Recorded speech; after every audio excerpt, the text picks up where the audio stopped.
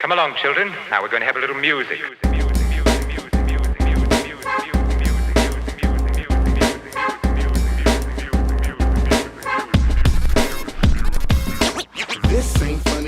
Yo, what is up? What is good? Welcome back to First Cut Live. This is your one-stop shop stream of all the movie news and goodies coming out this week.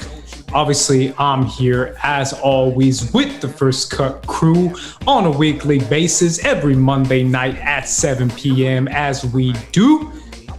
Obviously, I ain't got no intro for y'all today, so I'm just going to start off with my girl, Sabrina. What's up, girl?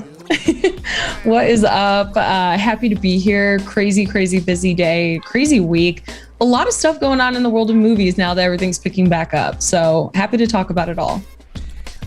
Lot of stuff going on. We'll be talking about all that stuff today, but also here we have our boy, our crew Lonnie, our crew Ella DeVille himself. It's Mr. Frank Goshen, RB3. What's up, bro? It was good. Do the pose. It looks too good. Ocean, bro. Blonde. Yeah, thank you. Shout out to my barber. Shout out to my barber, Josh. He made this work. He made this possible. We came in. I came in with a vision. To be honest, it came out a lot more blonde than I probably anticipated, and it would on this side.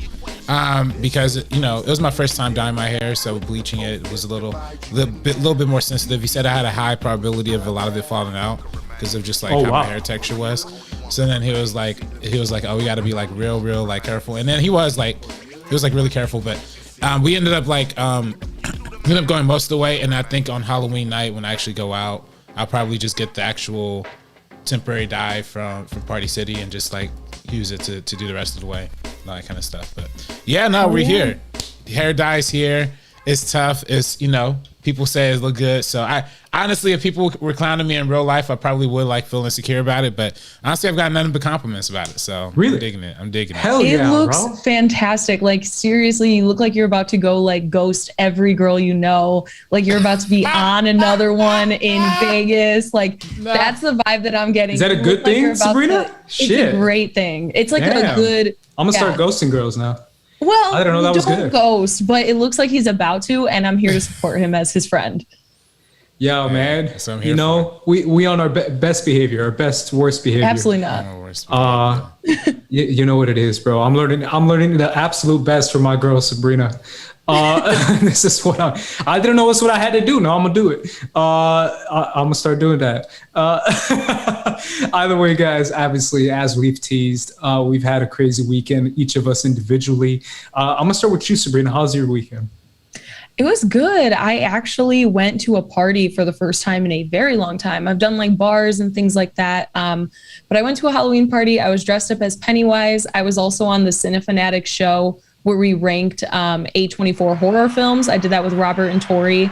That was a ton of fun, but I literally came in costume because I had to leave immediately to go to this party. So hopefully next time I'll have a better costume. I'm trying to think with like the red hair, like the orange hair, what I could do. I'm like, okay, Pennywise, Chucky, Lilo from The Fifth Element. I'm going down the list, guys, trying to get my stuff together. But it was a good weekend. I love it. How about you, bro? I had a good weekend too. Yeah, I also went to a little Halloween shindig on Friday, literally right after the hair appointment. I was like, yeah, just let me get these nerves off. And it was good. It was a good time. So, and then beyond that, nothing else really. Oh, so actually, we had something planned for First Cut, but I gotta tell y'all, I did jump ahead and I went ahead and saw Halloween Kills, and I did go ahead and see Halloween Kills. Here I am being all patient and waiting and shit, and you just ruined it, bro. I'm sorry, man. I'm so sorry. You just ruined everything, That's all bro. on me. Come on. That's on me. But I'm still down to watch it again because I absolutely agree. I think it is. Okay, so. Should we just like? I haven't seen it. I haven't seen anything, dude. I haven't seen it. Well, our next commentary on the First Cut Patreon is going to be the Halloween Kills. Is it though? It should be. It definitely should be. No, I haven't seen it. I know, and it should fine. be. No, you should react to it, Ace. We should all react. Yeah, bro, you guys are breaking every rule out there, bro. Shit. Well, bro, I saw it before. The second I watched it, I was like, damn. We should have done this before girls. when it was the first time. RB3 is definitely ghosting every woman that he knows. See, look at us, bro. He's starting a new life. He's on his worst behavior. Worst behavior, and I'm over here trying to be all like goody two shoes and not watch Halloween Kills. We're still gonna watch Halloween Kills, and I think watching it the first time, I don't think it makes a difference for our commentary on the second time. Honestly, how did you feel about it, RB3, with like no spoilers or anything? I mean, yeah, no spoilers. It was just absolutely ridiculous. Like, Yeah. it was just an hour and a half. What was it, like hour 45 of just the most insanity stuff. There are things that like I do like some parts of it. I'm not gonna lie, there are parts of it that I do like enjoy a lot. I think there is like some deeper themes in there that they're trying to go for, but just overall the execution is just like hilarious. Like it's just, to me, it's a comedy. It's almost like a comedy. Like the way the kills happen and it's great, man.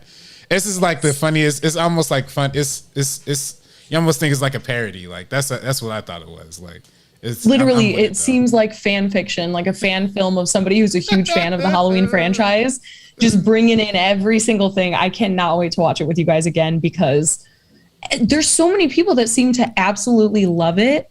And I am so opposite of all of their feelings. And I rewatched the entire franchise. I loved the 2018 one. This one just did not work for me on 20,000 different levels. I think this might honestly get chalked up in like one of the few like guilty pleasure movies for me though. Like I ain't gonna lie, because it's kind of fun. There's parts of it I was like, oh no.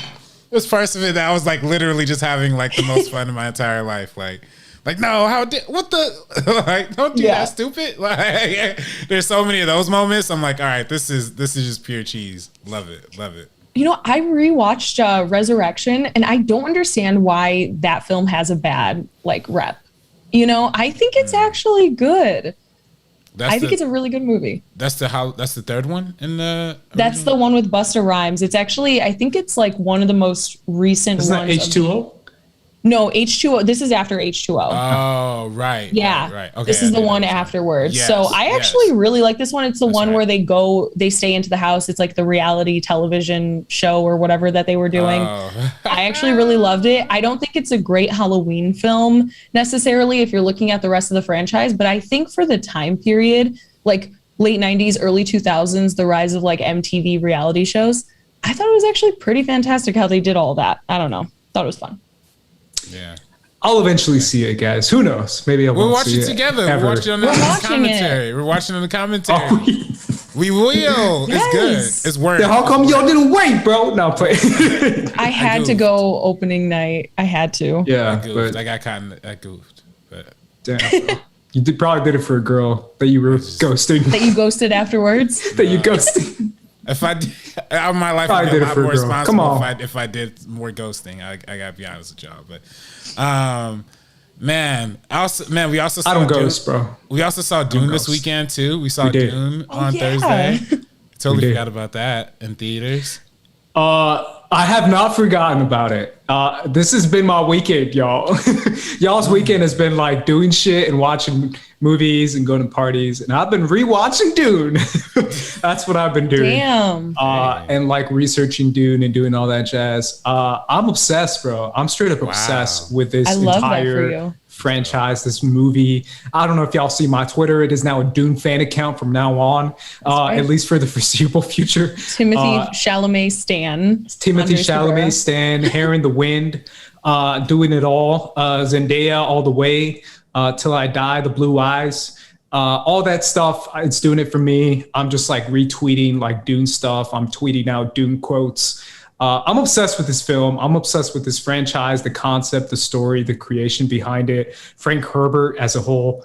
That's been my weekend, y'all. That's pretty much taken over my life and my vibe. And also, I gotta be real, y'all. And I hate to do this, but I just feel like this part of my weekend as well has been like a lot of reading up on the I'm gonna mispronounce her name.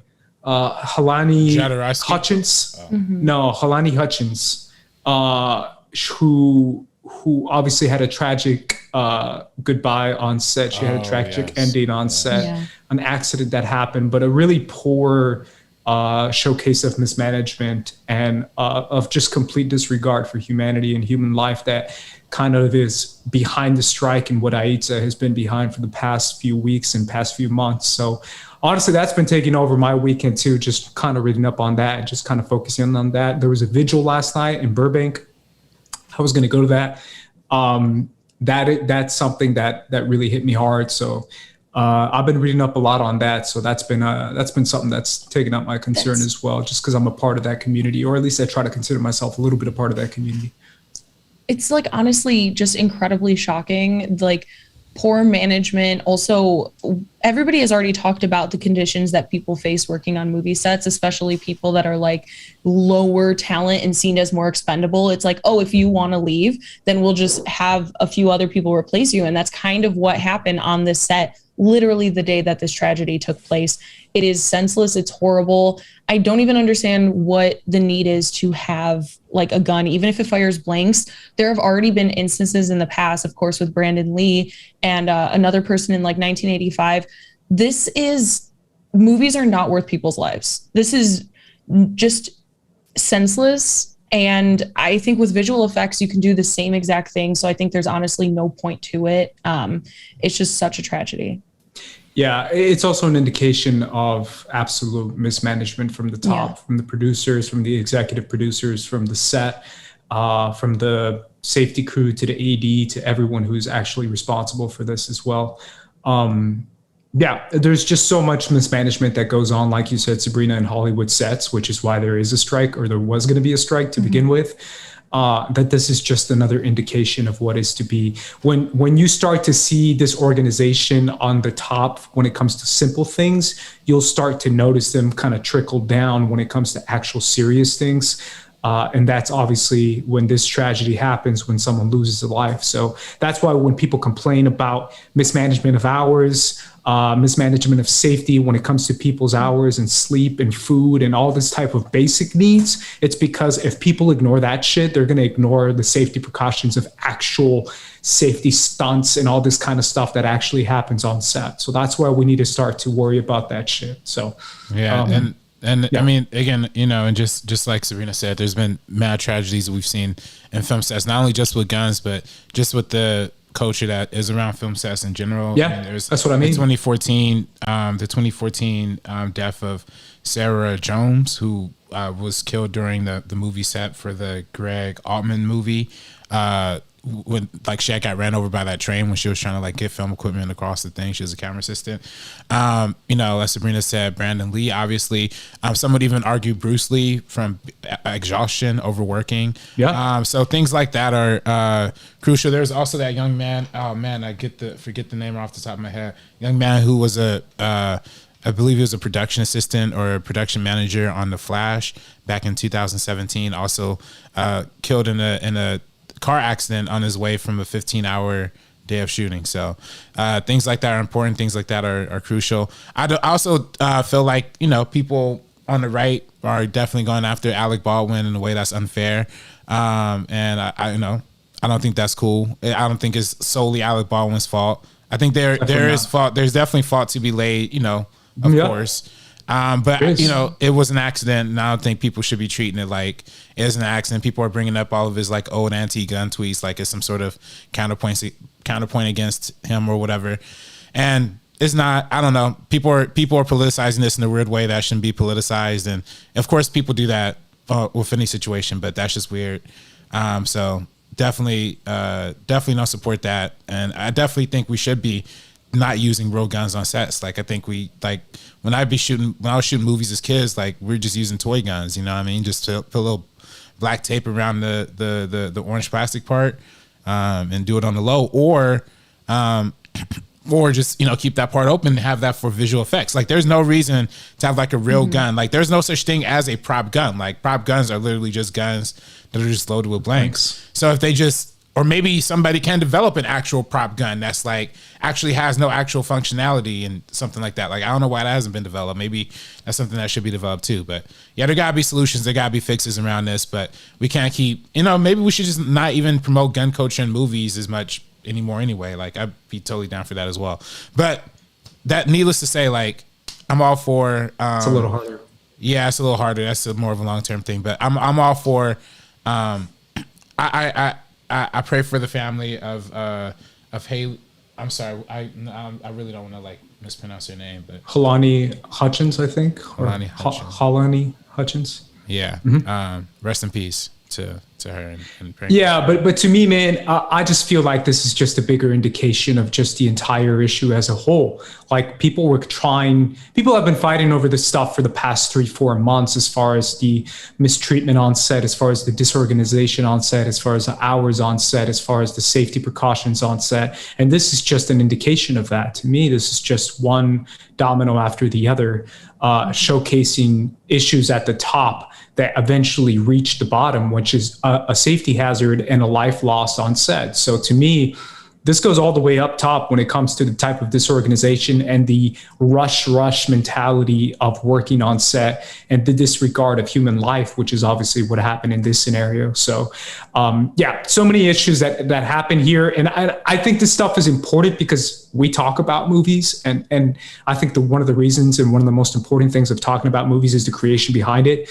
And if we talk about the art itself, like we're going to do with Dune eventually later on in TMO this week, we also have to talk about the stuff that happens behind the scenes and the way the art is made and the type of ideas that are set in Hollywood that have happened since I've been here, and obviously since way before I've been here for the past maybe 40, 50 years since making movies, which is the kind of using people as props and as tools and as paintbrushes when they're people.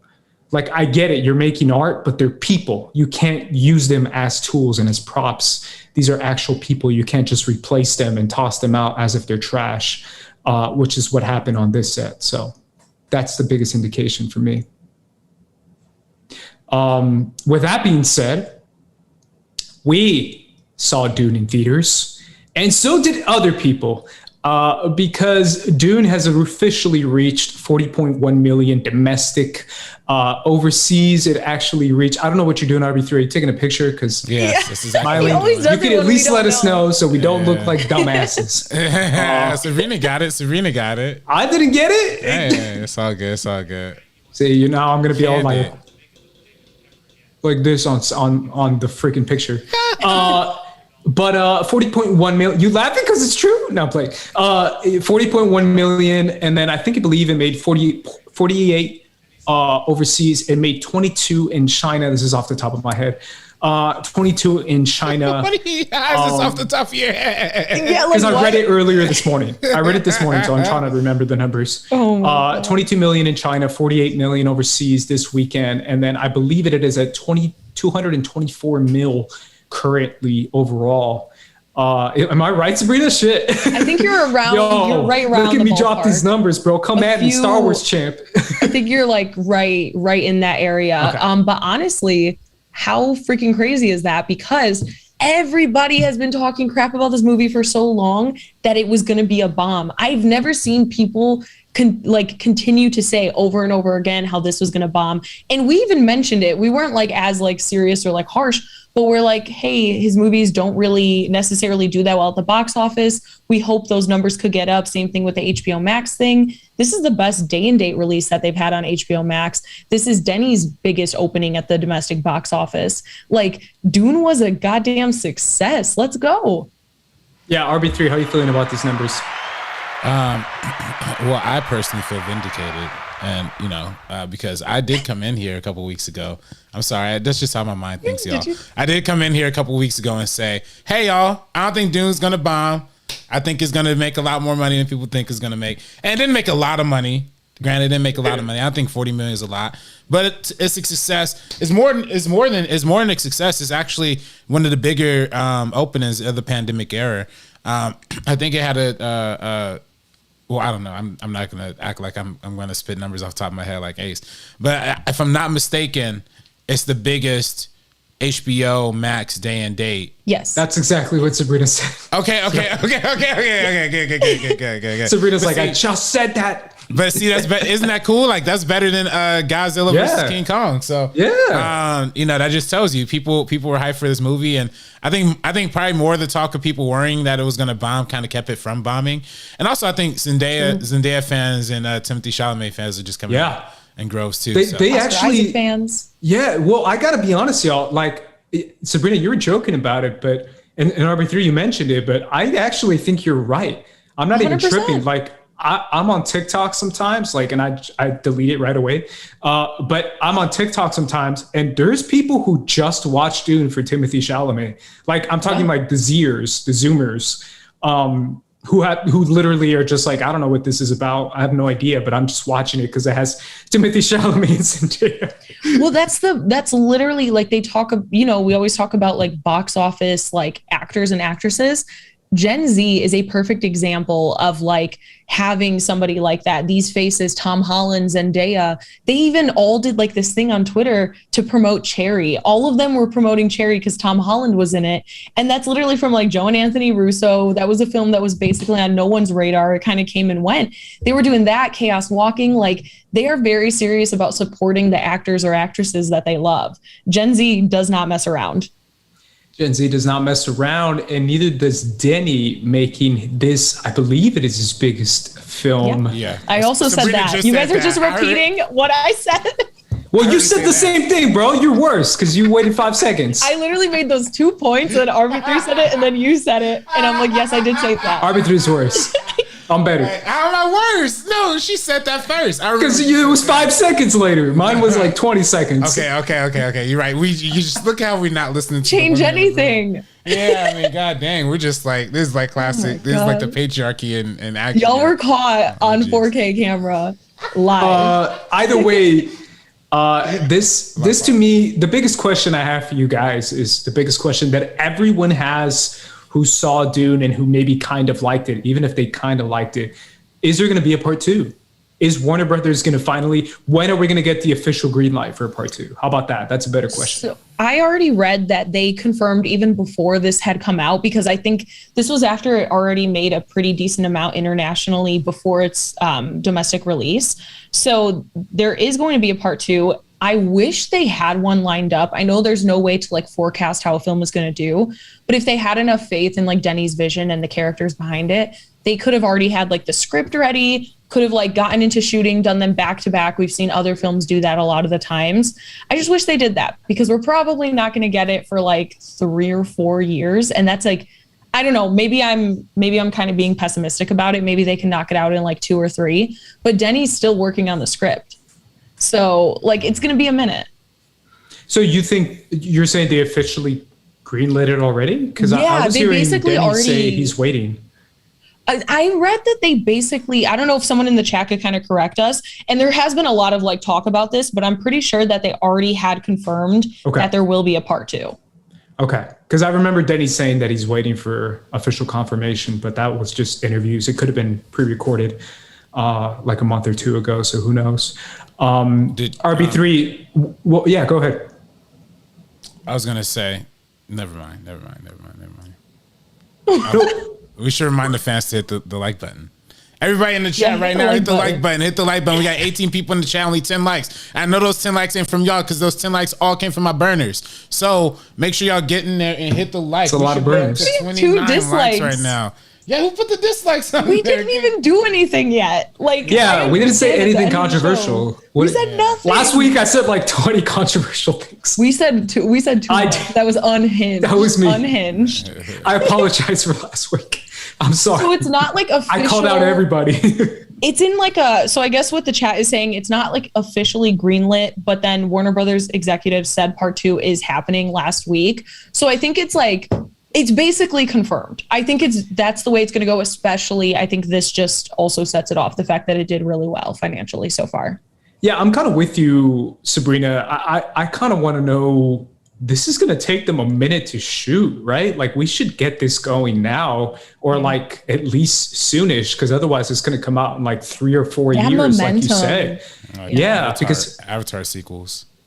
Yeah, like otherwise we're gonna get like a 5-year gap or something like that. So I really hope that doesn't happen, because if they haven't even officially done anything or like a script or anything. Script is still working on, and that's going to take a minute. Yeah. Especially if you, because you never want to like rush these things out. And like, I don't feel like Denny would do that anyways, because he is like such a meticulous film director, but like you have to take time to workshop all of this stuff.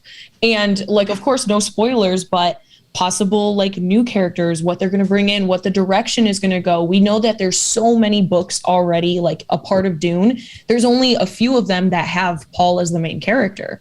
So it's like, do you have the vision to kind of extend this out as far as you possibly can if this continues to be successful? Or are you just going by like a film by film basis? I feel like they have to, like, the vision needs to be there on the direction that they're going to go forward. Yeah, RB3 is again watching. And then he's going to repeat exactly shows. what I said. Yeah. I was just He's watching All American on CW right now. No, I wish I was. I was literally just watching the stream back. So it was just your voice again, Sabrina. So I was just making sure I heard you. Oh, okay. Twice over. All right. There we go. Going back. Yeah, I see Xeno Hour saying a quote from a Warner Brothers Studio Network chair saying that they pretty much saying that, yeah, you pretty much know the answer to that. I don't think that really answers it though. That's not you greenlighting it. They're being so vague about it. That's also annoying. That's really annoying. Like, you should be like, hey, official Dune Part 2 coming out 2020. Like, pull it Marvel, you guys pull it Disney. Attention to the marketing, like a lot of the social media marketing and things like that. Like, that's something that I pay attention to because that's what I studied. But like, there's videos of Timothée Chalamet like holding the phone on like the red carpet, and he's like, "Yo, everybody, go see Dune. Make sure you go see it in a theater." Like, all of them were saying like, "Go see this in a theater." So I feel like there might have been, you know, Denny's already come out a few times and people kind of got mad at him on Twitter 2 months ago or something like that, about talking about seeing this in the theater. And of course, like, nobody's forcing anybody, like, watch it however you feel comfortable, of course. But if you are comfortable seeing it in a theater, that's where you should go, is kind of what they're saying. So they were kind of pushing on all of that, which I thought was funny because this is dropping on HBO Max. Like, Warner Brothers does get subscribers for this. So the fact that they were going hard, like, with all the promotion lately, the actors and actresses and everybody that working on it saying like, yeah, no, go see this in the theater, I think it's kind of funny. It's like they kind of like go behind their backs just a little bit. I didn't say anything when that controversy was going on. I didn't say anything. I saw your recent tweet. I know where you stand. What was my recent tweet? What was it? It was something like, I'm so glad that I saw Dune in the theater. Yeah, I mean, that's just, you know, but I feel like that controversy, everyone was just down Denny's neck. Like, how dare you say you have to watch it in a theater? How dare you? And I'm just like, really? How dare you? Like, elitist. 5 years ago, like, you guys were watching fucking Marvel movies in a theater. You guys weren't like, oh, I want to see it at home and streaming. And it's just like, I don't know. I just have a lot of thoughts, and I get it. Like, there's a pandemic and all that shit, and I totally understand that. Yeah, that's a little different. Yeah. But at the same time, it's just a little weird that everyone thinks that they should have their movie on their phone right away instead of like, it's just like saying, are you going to go watch Endgame on your phone? Like, no, bro, you're going to go watch Endgame in the theater. Like, how is that controversial? I just don't get how that's controversial, but cool. I tweeted but everyone was not tweeting that. Yeah. No, I tweeted this out immediately when all this stuff happened. And I said, it says like, why are you booing Denny? He's right. Yeah. It's like, Hannibal. Thank you, Sabrina. Because everyone else was like, Denny's such an idiot. Denny's such an elitist and a prick and idiot. And I'm just like, really? Because he says go watch a movie in a theater? That's okay. Sure. And I think for me when the controversy came out, like, of course, like, obviously I've been like pro theater, I've been anti like HBO Max doing this whole thing to begin with.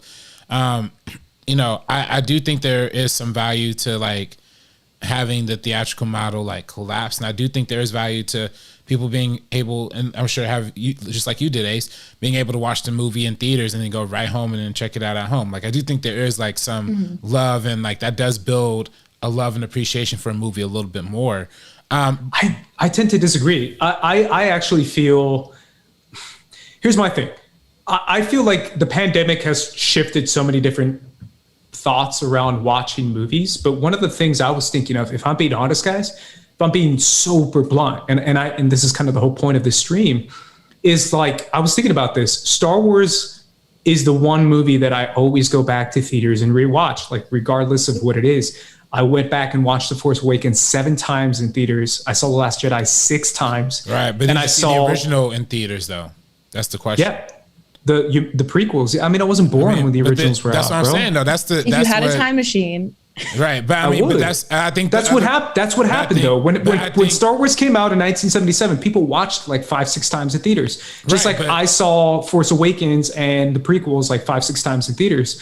I'm saying, like, if I'm being honest, like if this movie came out, no pandemic, no HBO Max. If I'm being honest, guys, I would have watched this Saturday night in theaters again. I would have paid money to see it again. Yeah, but because it was on HBO Max, I saw it on HBO Max. Well, it's a complicated conversation, and we kind of touched on it before with like Black Widow, because I think you claimed that Black Widow would have like crossed a certain mark if it didn't have the Disney Plus release as well, or like the extra whatever. I think there's kind of a beauty to it. I think you go out, you see it in a theater. Everyone can choose whatever path that they feel the most comfortable in right now, because unfortunately we still are in like the thick of it. And then if you do go see in a theater, yes, we're missing out on like a lot of the like rewatches that people would buy a ticket for. But I mean, it still made a really good amount of money for this time and for the movie that it is. Like, this is not, even though this is something that birthed like Star Wars and all different kind of stories and films that we love, this in particular is so far from all of that, because this film is exposition heavy. Like, it is not really action packed. Barely at all, like only certain moments. We are diving into this unknown world for the first time, like as a viewer, if you know nothing about it, which you didn't.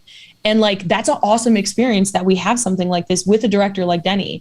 So I don't know, for this one, I like that it had the dual release, because I didn't have time to go back and rewatch it, but I would have loved to watch it at home. But the theater for me right now, unfortunately, it's been kind of weird transitioning back into going to see stuff. Like, I have to like take out the time to drive, to like park, do all of that. Sometimes like the Suicide Squad or other movies, I'm like, it's on streaming. It's a little bit easier. I have the app, might as well.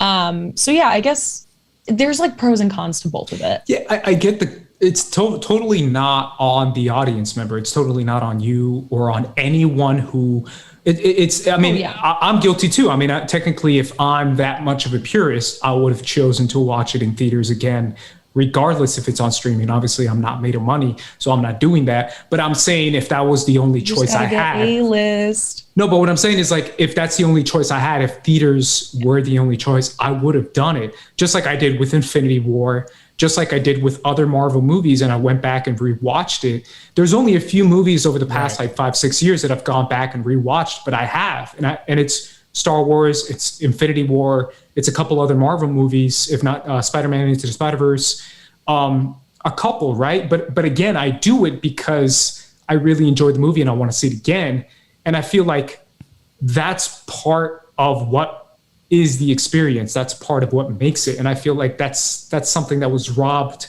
from even me or even other people who don't have that opportunity. I think that's part of what makes an experience of somebody liking the theatrical experience. I don't know if that plays into how much it makes something your favorite movie. And that's what I was saying. Like, when I was asking, did you see the original Star Wars in theaters? No, nobody has. Was it boring? Exactly. But it's still one of your favorite movies, right? Yeah, but that's completely. Yes, but that's a moot point because I was informed. That's the exact point that the people who say like release day and date would make, because you can watch something at TV, you can watch something on your laptop, you can watch something on your phone and get the same amount of value for it if it's a good story. I watch Ted Lasso on my phone regularly, and it's one of my favorite shows. Like, I get like a good morning cry almost every morning from it. So just perfection. Like, and I definitely wouldn't want to see Dune on my phone. When I went back to rewatch, I went back to rewatching on my big screen TV, because I have one. But but for people who are able to watch it on their laptop, I still think they're gonna have some value and some appreciation for it, even if it's not the same quality as it is on the big screen. You dig what I'm saying? I do, but at the same time, there's so many counters to that point, because what about Infinity War? What about Endgame? What about all the other movies that have Endgame was available? Like, I'm saying they weren't available, and it's one of those things where you could say, why you got to watch it, and why can't you just wait till it comes out in streaming or in DVD? It's like, well, that's the difference. There's like a few months out. Yeah, that's what I'm saying. When it comes like out. The idea of putting it on streaming, is just taking that away completely, because you're just saying that those don't count as movies and we shouldn't watch those in theaters because it shouldn't matter. Why does being in theaters make it a movie? Because it's watching it as it was intended to be. That's the only but also Jaws, it only lives. You didn't see Jaws in theaters. You didn't see Godfather in theaters. You didn't see Once Upon a Time in the West in theaters. But you did see Avengers in theaters. You did see every other movie of the past 6, 7 years, 8 years in theaters. Then why now is it bad? It's not bad. Okay. The movie, I a lot of people are saying we all love theaters, so I do understand the point of that. But at the same time, this is the intention and the way it's meant to be watched. But also, there's only so much of a window for that. Then the movie lives on forever via a DVD, via streaming, via like whatever else. So there's such a limited chunk of time. Now it's just kind of reducing that chunk of time that it's kind of more I just feel like there's a generation argument. There's a generational argument when it comes to like, well, future generations aren't going to watch this in theater. It's like, that's future generations. We're living the generation that we are in now. We have the opportunity to watch it in theaters. Why do we put it on streaming at the same time? We can just watch it in theaters. I've been saying that from the very beginning. Why are we waiting 20 years? Like, oh, in 20 years, kids are going to watch it on their phone. So why can't I watch it on my phone? And it's like, that's a stupid argument, because then why don't we just watch everything? Because we could just watch everything on our phone. Then why don't we just go to theaters? On our phone for the past year. Like, we've been watching everything. No, but I'm saying, for the like, past year. I'm saying besides the pandemic, we saw Endgame in theaters. We saw Infinity War in theaters. We saw all these movies and DC movies in theaters. But why did we see that in theaters? The same amount of people who love Endgame would love Endgame if it came out on streaming the same day and date. It would. It just would. Now, it wouldn't make as much money for Disney. No. Would it be like as much money for all the players and all the people involved? No. Would it have made $3 billion? No. But you think it's the same experience? 3 billion people would have still seen it. And you think it's the same experience though? I mean, it might not be the same experience, but it's an experience, you know? So it's not for me, but for some of the people who invest their money into like that home theatrical like setup that they have going on. No, but it's not even that experience. It's more about the communal. It's more about like the idea of going to a concert by yourself. Like, really? You're going to do that? Like, you don't want to go with anyone. You're not going to experience this. Yeah. I mean, listen, that's what I love. I love about going to movies. Listen, you're talking to the dude who's been arguing against this HBO Max thing since the day they announced it, right? I'm totally against it. But I think for the people who, you know, are for it, I think they would say that, we've experienced for the past like year and a half, we've literally experienced everything from the comfort of our couch to begin with. Like, doesn't mean like we've gotten the past year and a half. I mean, we've gotten some great movies. We got Nomadland. We got your favorite show, The Crown. We got Ted Lasso. Exactly. Like, what you mean? A Netflix show, an Apple TV show. I'm talking about actual cinematic mega pictures. I'm talking about because they've been making them to the point where they could make money. Right. Like, that's the thing. Like, when we were in like the thick of the pandemic, and we also didn't realize like how long it was going to go on. When we're talking like May, like June 2020, all of that kind of stuff, they're not going to drop those movies because there was no theaters open at all in the country. There were some drive-ins, and we know, as much as like the drive-in experience is fun, that's also not the way to really experience it. Like, it's kind of hard to see sometimes. Like, the audio maybe isn't the best, even if you go to a nice one. So like, they were just kind of damned for a while to not release these big movies. So now that they are back again, like, we are getting major releases. Of course, No Time to Die is one that's infamous for continuing to extend when it was going to be released. We've had so many things jump around, skip back up because of the success of other movies.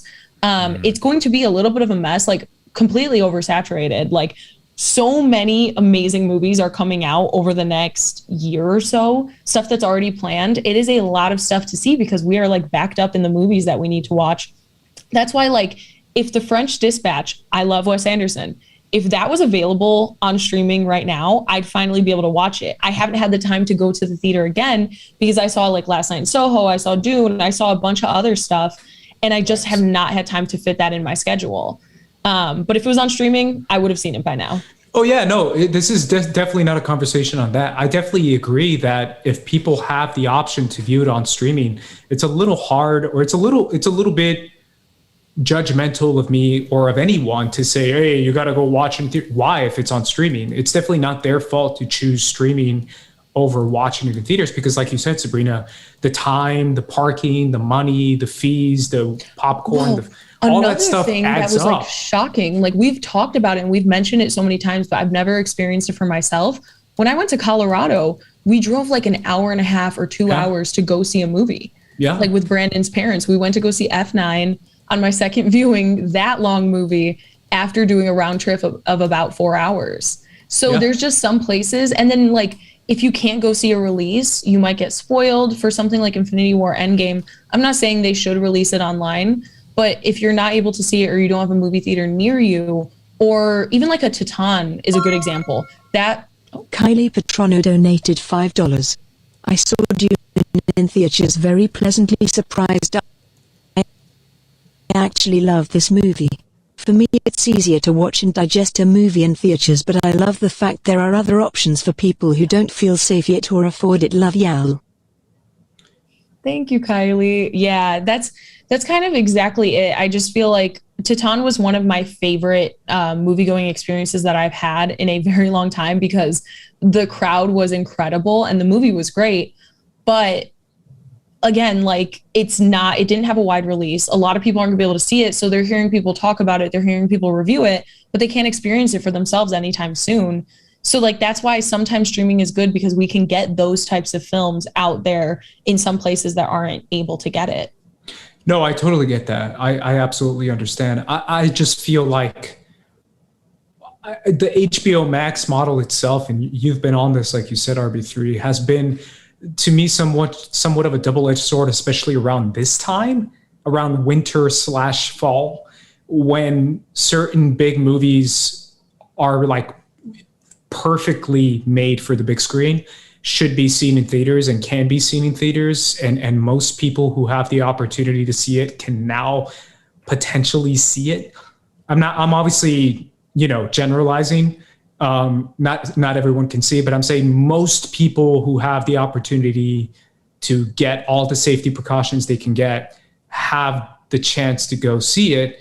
And now I'm talking like October, November, December is like the perfect time to just be like, you know what, the HBO Max thing is just not really vibing, because it just takes away from so many opportunities to see the way the movie was intended to be seen if there was no actual issues or situations going on. I just don't like the argument that from now on everything has to be streaming just because over the past year and a half it has been.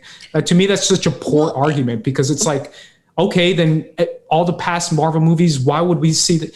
Why don't we just wait for streaming for that too? Like, it's just a silly argument to me, because it's like everything has to be streaming now. Like why isn't it on streaming? It should be on streaming. Like, why? I think also like the way it's intended to be seen, like I mentioned earlier, is such a small window of opportunity that like the way it lives on forever is through all of this stuff. So like, I don't know. But again, that's 20, 30 years in the future. But if that's the first viewing, if that's the second. It's 45 days in the future, actually, now. That's the new standard. It's going to be 45 days in the future. It will be on streaming. So we're just going to have to get used to that climate. Like, I'm not saying we got to get used to it now. I'm not saying it's good for a movie like Dune, because I think Dune is a movie that could make a lot of money through rewatchability, through rewatch factor. If it was like the normal conditions, it could be like Avatar. If people remember when Avatar came out, it only opened to like 66 million.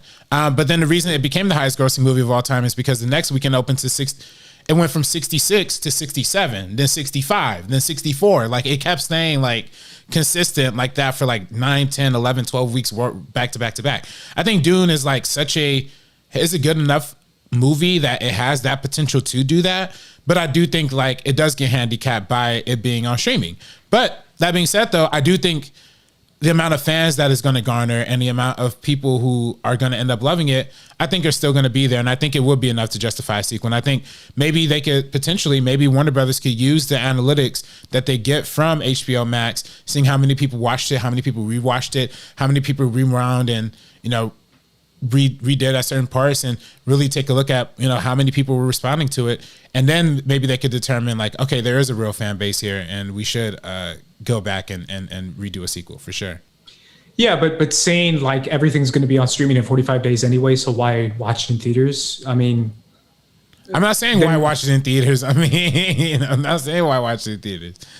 I mean, I don't know, bro. I think you're getting real bitter about like particular critics who were wrong for saying that Denis Villeneuve shouldn't be like, and shouldn't be upset about his movie playing in theaters. I think I am talking about them. I'm specifically talking about those people who were like, I want it in streaming. It should be in my phone. It should be in my hand. And I'm like, why? And I know why, because those exact critics you're talking about are freaking lazy. Are freaking lazy folks who we know in real life who love sitting on the couch. But whatever, like, that's them.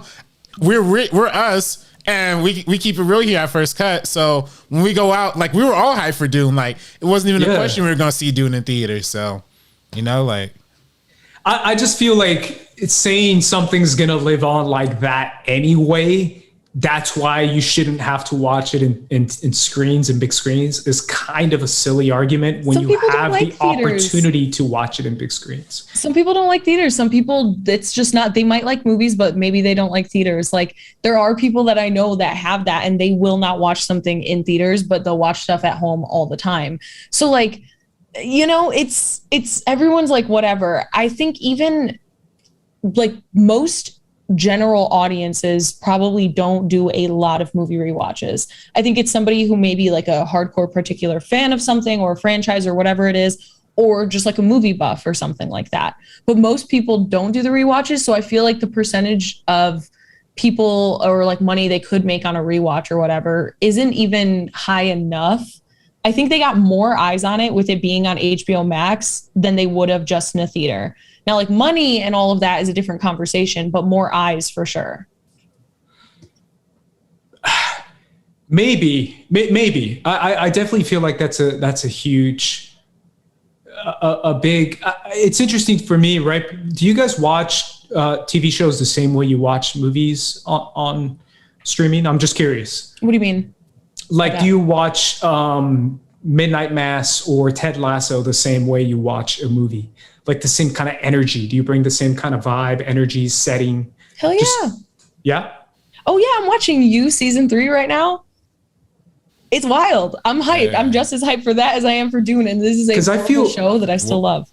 Maybe are you the same way, RB3? Because I might be different. I don't know. So I think the question you're asking for me I might have a little bit of a different answer. When it's a movie, I'll put it on the big screen and I'll like just sit there and watch it and just sit.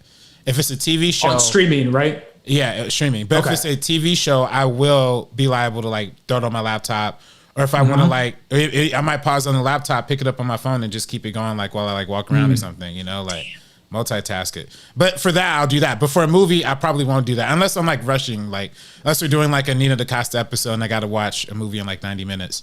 Then. Yeah, because for me, I feel like I definitely watch movies on streaming and TV on streaming very differently. It's just a different vibe for me. Just the purity of movies for me just feels so much different when I watch it versus a TV show. A TV show for me, I'm just like, yeah, cool. Like Succession last night, I was watching it and I was just like, oh yeah, whatever. Oh, what is Kendall saying? Oh, cool. Oh, that's wild, man. Like I just watch it differently than I watch a movie. A movie for me, I watch in a very different mindset than I do a streaming TV show. So maybe that's just my vibe, but maybe people are really paying attention and are really into it. I did the same thing. Like when I was watching Midnight Mass, like I did it over a span of a few days and I did like 2 episodes per sitting. And yeah, I wasn't doing anything else. But some of like the trash TV shows, like the 2021 Gossip Girl reboot, yeah, I'll toss that on my laptop while I'm washing dishes. But that's also something that I know I'm not going to be as interested in as like a Midnight Mass. I just feel like with a movie like Dune, I don't know about y'all, but if I've never seen Dune before, let's say I'm just a random dude, I'm not me, I'm some random dude living somewhere else who's not really a big movie fan, and I just turned that on and I'm halfway listening, halfway paying attention, getting up and picking up food and grabbing food and walking out, I might finish the movie and I might be like, I have no idea what that was about. Because I halfway paid attention to it and it's so much information that part of me is like, oh, that was a shitty movie. And it's like, was it a shitty movie or did you get up like 5 times and watch it half the time? Well, Well, I mean, maybe, yeah. People who saw it at home, maybe, but people who saw that's it what I'm saying are clearly loving it. It has an A+ or that's exactly what I was saying though in the movies. I mean, but I'm talking about people who saw it at home. I'm really surprised that it has like an A cinema score. That's awesome. Yeah, it has a 93% on Rotten Tomatoes, right? Audience. Yeah, rating. the audience score was high too. So, wow. Yeah, I think people are getting enjoyment out of it. I also do think, though, to kind of push back on you a little bit, I do think the value of streaming is the subtitles. I gotta say, I needed subtitles mad times in the theater. I'm like, yo, this was the movie. I was like, yo, they gotta just add subtitles as like a norm now, because there's moments I had no clue what they were saying. I went home immediately and rushed right to those parts. Like, what did they say? What was she whispering? Like, why were they whispering in the scene? Yeah. So for that, like, there is the value in that streaming. Like, I think I probably had an easier time. I would have had an easier time understanding Dune on the first watch if I was sitting there paying attention. With the subtitles, I probably would have had a little bit of an easier time than just in the theaters. You know what I mean? But, you know, that's just me. Again, this is all like personal taste. It's definitely personal, because a lot of people love subtitles, like a shit ton of people. I love subtitles. And I'm the opposite. I hate subtitles. Like, I refuse to watch, even if it's like, you know, Game of Thrones or like crazy accents and crazy So what about like a Parasite though? I mean, that's a different language. I'm talking about in English. Oh, okay. I mean, I'm not going to watch a language or move like in Russian. I'm going to watch it. I don't speak Russian. Well, that's what I'm saying. Does it bother you then too? Or is it just with like English stuff? Because then you're paying attention to two things at once. No, I always like dubs. I don't like dubs. If you know anything about how many years of anime I've been watching for the past 20 years, I've been watching anime, but I always watch it subs. So I obviously love subtitles, but I don't speak Japanese. I'm talking when it's in English. I like it all the time, because I don't know why. Sometimes like there's just things that I miss. Tenet with subtitles, that was great. I much preferred watching that than like in a theater. There's so many different options. I love having subtitles on there just in case. Yeah, there's something about, for me, the idea of like, I'm with you, RB3. There's definitely moments in the movie where you're like, what does he say? But for me, that's just like a really cool, I don't know. I just found it interesting. I just find it like a very interesting sound design idea, and the idea of kind of forcing you to listen, or at least to pay attention to the intention of what they're saying, even if they're speaking in riddles, which like half the time in this movie, it feels like they're speaking in riddles. Yeah. Like Rebecca Ferguson is like saying poems and like witchcraft bullshit. And I'm just like, what is she saying? I don't know, but it's so intriguing. Like, I don't need to know what she's saying, but I'm still like into it, where she's like, fear, mind killers, fear is the blah, blah, blah, blah, blah, and the boats that flies away in the wind and that takes away. And I'm just like, I don't know what she's saying, but I'm feeling it. I'm vibing. Like, I don't need to know her exact verbatim witchcraft poem. I'm vibing right now. I ain't gonna lie. There's times when they're speaking like different like human languages, like Mandarin or whatever, and those subtitles go through so quick. You're like, oh no, hold up, go a little slower. Like, those subtitles move too quick, especially when there was the doctor like checking on. Oh wait, I don't want to get into spoiler territory. It's not really spoiler. There's a point where a doctor's checking on somebody and he speaks to somebody in Mandarin, and then he just does it like so quick. You're like, wait, what did he just say? And he's also saying mean the subtitles, right? Yeah, the subtitles. Yeah. But like they do that. The subtitles go away so quick, and then he's also speaking in a riddle. So it's like, wait, it's like you're double confused. Like, well, can I actually criticize the HBO Max subtitles? Have you guys noticed they go away quick too? Is that just me? Because I put the subtitles on. I didn't watch it on HBO Max. I put the subtitles on for like 2 scenes. I think it might have been the same scenes you did, RP3. And I felt like the subtitles on HBO Max went away so quick. And I was just like, Jesus, like you guys are cruising. Like it was just like. They said, y'all better be at like a high reading level. Like you're not going to know what's going on in this scene. I put it in, I wanted to see how it was translated in Spanish. I put it in Spanish. And I was curious if I could keep up. And I was like, yo, this is so quick. I ain't gonna lie though. I do love man, dang, I just lost it just that quick. It was something about HBO Max, but I ain't gonna lie though. Never mind. Well, I mean, to be honest, obviously this is a conversation. There's been a huge conversation. I don't know if you guys saw the report that came out in Hollywood Reporter about 2 weeks ago about putting subtitles in film festivals and how some critics were pretty against it, but it was mainly for certain communities that need subtitles, I would be in favor for, obviously, because I don't have that much of an ego to say, oh, I mean, if people need it, then they need it. That would be stupid of me to say no. Right.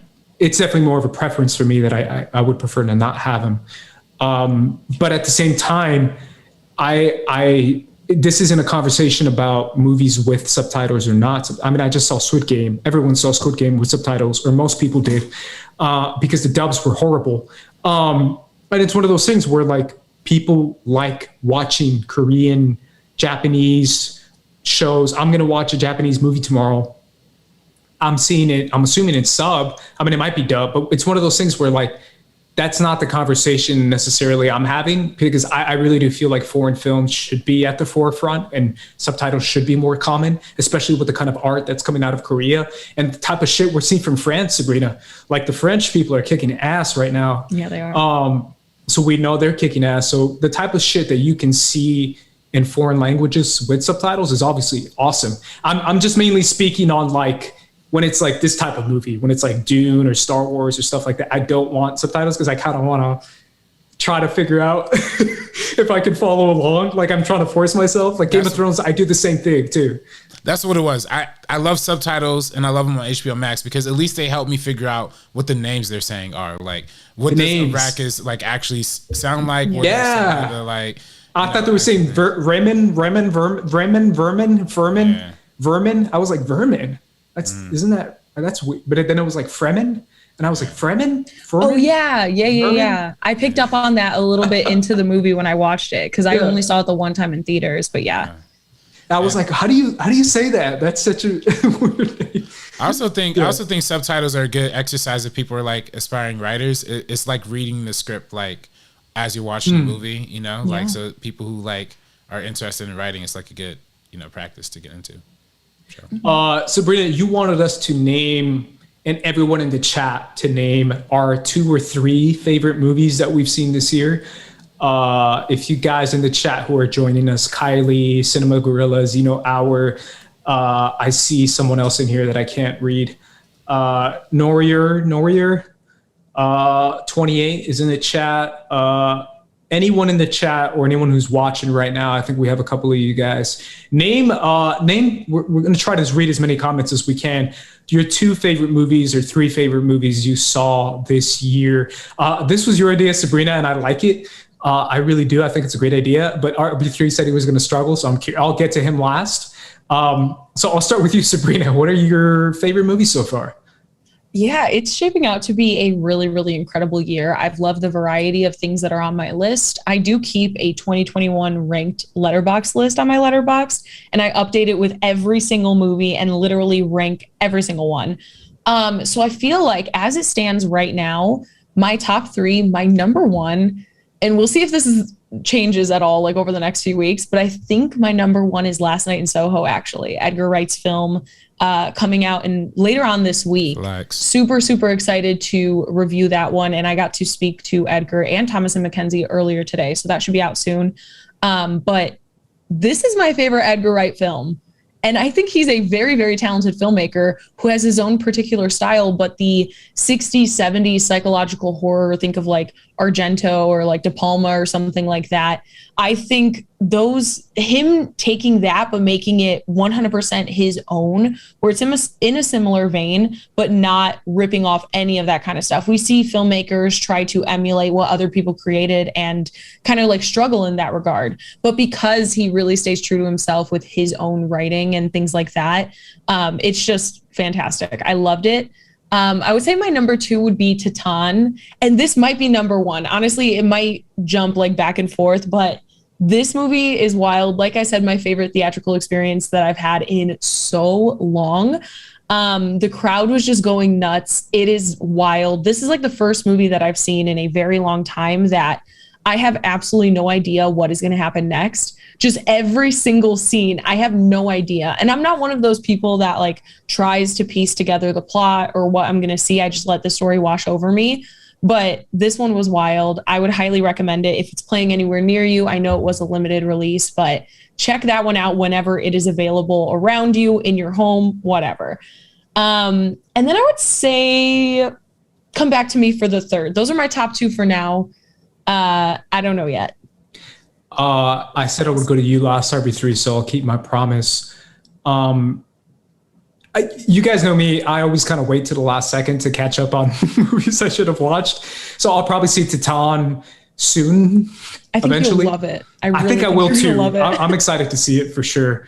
I definitely want to see that. There's a ton of movies that I'm obviously going to see very, very late. Last year, our 2020 list, our top 10 of 2020, it was all movies I saw in December. So I'm definitely curious if that's going to come back for me. I don't know if I would probably, I'm kind of going with a lot of people in the chat right now, to be honest. I think Dune is up there for me. I think Dune might be one of my favorites of the year already. I just came away obsessed. I mean, I saw it with you guys. I told you guys how much I loved it. I literally came away obsessed with this movie. I was completely absorbed, blown away. Just everything to me was like on 11 and I loved it. So Dune would definitely be up there. I'm going to say The Green Knight. I'm going to say The Green Knight might actually be one of my favorites I've seen this year, just because I just appreciated it so much and I just vibe with it so much. And then I'm going to be honest, just because, I mean, this is so far, right? Obviously, it might change and it might be like my number 10 by the end of the year if it makes my top 10. But I love Suicide Squad. I loved it. I really did. It was definitely one of my favorites of the year. I really had a mix of emotions. I had an incredible time. So that's probably mine. I'm going to read a couple out before you get to you, RB3. Cinema Gorilla says Black Messiah, In the Heights. Kylie says Free Guy, Venom, and Dune. Partis says Ron's Gone Wrong, No Time to Die, Power of the Dog, Green Knight. Xenor says Call Me Basic, but Suicide Squad and Dune. That's kind of what I said too. Richard says Dune, Nobody, and the Suicide Squad. RB3, what about you, bro? Godzilla versus Kong. What? Chaos Walking. What? And, gotta go for big three here. Mortal Kombat. I knew you were going to say Mortal Kombat, because I was like, if you say Mortal Kombat, it'd be the perfect, like, worst 3 movies of the year. Yeah, no, those are No. Worst 3. What are you Lowest talking 3? about? They're not I the know worst the 3. lowest 3. They're not the lowest 3. Spiral is the worst. There's I haven't seen Spiral, it. Dear Evan Hansen, Didn't see it. maybe Space Jam. Oh, come on. It's not that bad. Not as bad And then as Mortal Halloween Kombat. Kills too. Mortal haven't seen Kombat I that. thought was better than all the movies that I'm saying right now. Dear Evan Hansen is the worst movie of the year, I would say. Okay, that I might agree, because I texted you, Sabrina, or I texted you guys. I saw a couple clips of Dear Evan Hansen, and it looks like the hype. It is the trashiest Believe the movie hype. ever. Like, It looks that bad. shockingly bad. I cannot believe it went through people. There are so many people it takes to, and this is so unfortunate too, because people put their like years of hard work into all this stuff. So I feel bad, but it is just a misfire, and it is so gross. Everything about it is gross. But yeah. No, for real, RB3, because we all know those movies. What do you mean for real, man? What do you mean Trash. for real? Chaos Garbage fire. Walking. You Yeah, left Chaos me that Walking with and Chaos Godzilla Walking. vs. Kong? Come on. What you Those mean? movies were trash. What you mean? They weren't trash when we were tweeting trash. about them. But all right. So we got. Sellouts. Hey man, listen, when they give us the check. All right, so Trash. my 2 series, or 3. I'll give you 3. I'll go Dune, of course. Actually, I don't know about of course, but I was going to say, I'll yeah. say Dune. I'll say Dune, and then I would say Cruella. I really enjoyed. Yeah, I want to see that. I want to see Cruella. I haven't seen You it. have to. Isn't it on Disney Plus now It for is. free completely? Yeah. And I still haven't seen it. Yes, you should watch it. It's good. And number 3, you'd probably go with. It's tough either between honestly, it's between. Okay, so also, I really, for some reason, I just can't count Judas and the Black Messiah as a 2021 movie. Me too. I feel you. For some reason, I just can't. I don't know. For some reason, because we included it in all of our stuff last year. Yeah. So, but I'll say technically it is, but it isn't. I say number 3 is actually a really closer tie than you imagine between Zack Snyder's Justice League and Army of the Dead. Ooh, they're both. I'm with you on that. I'm with you. I forgot about it. Zack Snyder's Justice League was awesome. Yeah. And Army of the Dead was awesome too. Yeah, that was a fun one too. Sabrina's like, oh, how cringy. How cringy. I feel that. I'm hey, like, I didn't you know weren't cringing when he said Mortal Kombat. But when he says this, if he said Mortal Kombat, I'm like, okay, like, yeah, valid. And also, my opinion doesn't mean anything. I'm sorry, we're about to get more dislikes on this if I say my true thoughts. So I'm not going to. I will be silent. Okay, Sabrina, come on. Like Mortal Kombat, a movie that was edited by Edward Scissorhands. Like, nah. I thought that one was actually pretty fun. I thought it was fine. Like, I don't think it's good. I'm not championing this movie at all. I don't think Mortal Kombat's like the worst. I also don't think Godzilla is like the worst either. Oh my god. Chaos Walking is a different situation.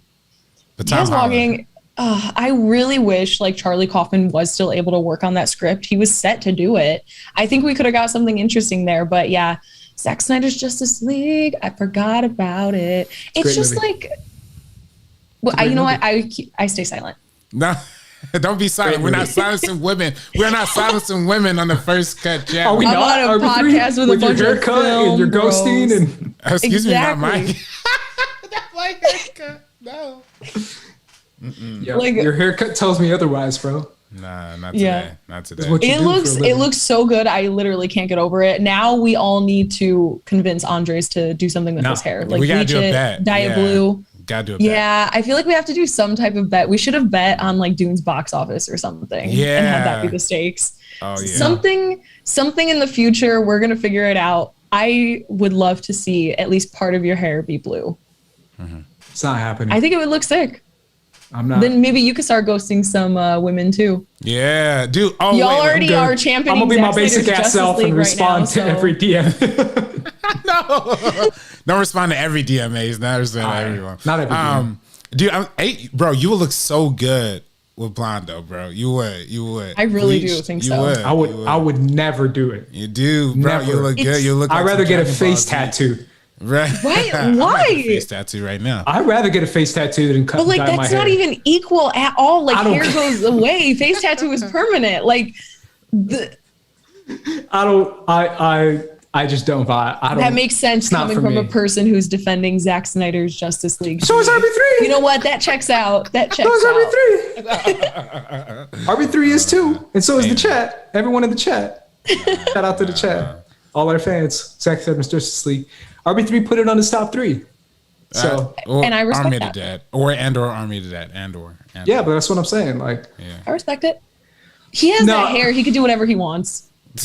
He wants to say Zack Snyder's Justice League is a good movie. I agree. Yeah, but at the same time, like, can I say something? No, I'm not gonna say something. How much money will it take to get you to dye the hair? Will it be 400, 500, 400 grand? No, I mean $400. Who do you think you are? What we gotta do is 400 by the end. 400 grand. 500 by the end of the month. Ace dyes his hair. 400 grand. Nah, man. All right, 4 grand. If we in November, the whole month of November, from the beginning of the month to the end, we should do a goal. Yes. To have you dye some of your hair blue. Yes. Nah, I'm good. I'm not doing it. I'll start putting my hair on the line. I'll start letting people pick the colors from now on. Like, how about that? Like, do it for the cash, bro. Yeah. Why not? Do it for the money. I'm milking. Cash out. I'll do the same thing. Yeah. Oh, you'll do the 50-50 too? You'll do the... No, I would definitely do that. But since I have all my stuff bleached already, I could do like pink. I could do so many other things. So if you guys want to pick... I'll pull a Gihan or a Gihun. People... what color is that? The bright red. Oh, that's a good one. You know what I'm talking about, right? That's a great one. That's a great one. Yeah. You haven't seen Squid Game, Sabrina, so you don't know what I'm talking about. Oh, that's a spoiler. But I gotta say, people, red hair. if people go out there and start wearing that stupid Squid Game costume with the green jumpsuit and the We white saw vans, people doing that. Stop it. That's the laziest costume in the entire world. It's the most basic. You're putting a green track. People on a budget, bro. People on a budget. No. If you're gonna at least be Squid Game, at least do the red hoodie with the mask and the shape. Like be. Where are you gonna buy that? Or like the little doll or whatever. I haven't seen the show, but like the doll that could be. I'm all for budget Halloween costumes, man. I'm all for it. If people could save money and just do you a had a cheap-ass fantastic costume. budget one though. Last year. You I were did. Billy Joel from Green Day. That was actually a really, really good costume. Yeah. See, so there's doing budget costumes good, and then there's like, just being lazy about it. Yeah. I was gonna say, like, as much as I love Zack Snyder's Justice League and as much as we joke about it, at the end of the year, I always end up putting like a Regina King movie as my number one movie of the year, or like Hereditary as my number one, or Whiplash. Yeah, so at the end of the year, I always turn out to be the same old indie movie boy that I usually end up Is being. Christian really wearing the green jumpsuit on the Wenger show right now? Oh, is he? That's yeah, he hilarious. might be. Are you? What does this person have double monitors? You're watching us and the Winger show at the same That's time. funny. That's funny. Yeah. No. Get out of here. We'll want you here. Just go and stand. No, don't get out of here. Drop a like. Drop a like. Drop a like before you go. Drop a like before you go. Hey, click out of the other one. Man, we got to stop going. Our friends got to stop going live at the same time as us, man. We're going to fix that situation eventually. We got to talk about it. We got to have a meeting, squash it out. We have to have a meeting. Yeah. I just want to say, too, the chat is really excited about us doing a Matrix bet. So, red pill, red hair, blue hair. That's what I said, the Gi Hun. Box office. Yo. Gi Hun hair. Yo. This is something we need to talk about. I'm not doing it for the box office. We're HBO Max. Like a bet. Yeah. Say Matrix is 30 million opening weekend. You got to dye your hair. See, but HBO Max is like burying their... Nah, I don't trust HBO Max day and date box office predictions because they end up being off. I don't trust it. We'll figure something out. We gotta figure. We'll figure it out. We'll do something. I'll definitely agree to do something. I'll get a giant ass face tattoo over coloring my hair. I don't understand how that would even. If y'all pay for it. How is that even equal? Also, we do gotta get like first cut tattoos or something like that. We talked about it. Definitely do. We should. And merch. Alrighty, guys. Thank you so much for watching today's light stream. I appreciate you guys choosing us over every other stream because that's what we know you guys do. Sure they did. Either way, Sabrina, where can everyone find you? You guys can follow me on Twitter and Instagram at SabrinaXMonica. Also on Twitter at SabrinaOnFilm. RB3. You can follow me on Twitter and Instagram at Dr. RB3. You can find me probably going to the Wangers chat right after this, eventually harassing them. Maybe from the first cut account too, even. I don't know about that, bro. Don't drag us. Us down. Listen, there can never be beef between us and the homies because the homies are homies. You know what I mean? Like they're always gonna be homies. World Girls are always gonna be homies, even though they stole Wednesdays from us. You know. Other people took Thursdays, but it's all good. We're just getting bounced around day to day. How about they have us on our show and we can try to squash it out live? Yeah. How about that? That's a challenge invite for World Girls and the Wangers to invite us on their show.